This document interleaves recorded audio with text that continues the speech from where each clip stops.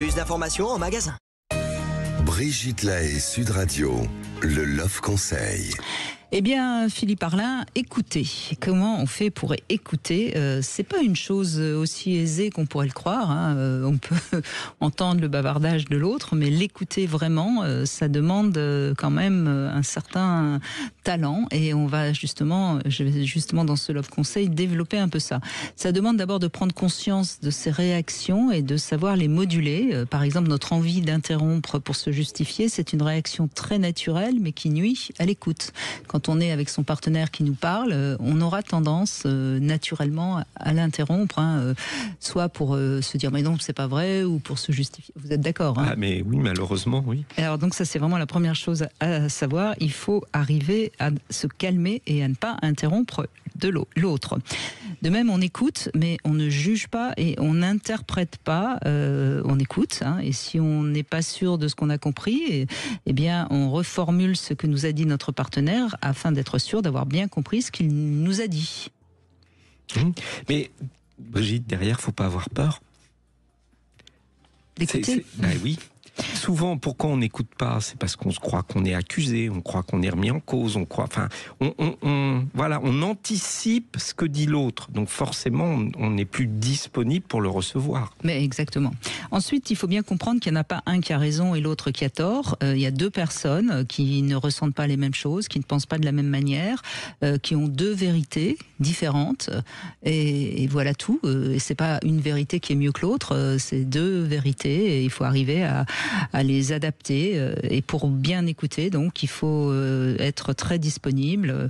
Moi, je conseille toujours, quand on écoute quelqu'un, d'éviter de regarder son téléphone ou de faire quoi que ce soit à côté, même si c'est a priori anodin, parce que ça veut bien dire qu'on n'est pas vraiment à l'écoute de l'autre. Et puis, voilà. Après, ça s'apprend, mais tout le monde peut y arriver, normalement. Je conseille même de se tenir la main. Oui, c'est très juste. Ça donne un lien plus fort. Ça crée une vérité. Il y a des choses qu'on ne peut plus dire quand on tient la main de l'autre. Oui, ça évite de la petite réflexion. Parce que il y a toujours, puisqu'on est en train de parler justement de la tête et du corps, eh bien là c'est pareil. Si je vous dis je t'aime avec mon corps qui vous transmet le message de l'inverse, avec mes yeux fermés, avec quelque chose d'agressif dans le regard, vous n'entendez pas le je t'aime. Et heureusement d'ailleurs. Vous entendez ce que j'ai émis avec mon corps. Et à l'inverse, si je vous dis que je vous déteste, mais que je suis en train de baver devant vous, vous n'allez pas être extrêmement effrayé. Pas très heureuse que vous baviez sur moi. Mais je fais attention, je m'essuie maintenant. Et ça, il ne faut pas oublier que ce qu'on va transmettre avec notre corps, nos attitudes, et donc ce geste de la main qui est un geste de bienveillance, de douceur, qui maintient le lien, va dire beaucoup plus à votre cerveau que le ton que vous allez employer, que les mots que vous allez employer. Donc n'oubliez jamais qu'il y a deux dialogues à avoir. Donc si effectivement vous écoutez quelqu'un en regardant votre téléphone, votre corps dit, tu sais, là je suis en train de faire autre chose, tu me déranges. Absolument.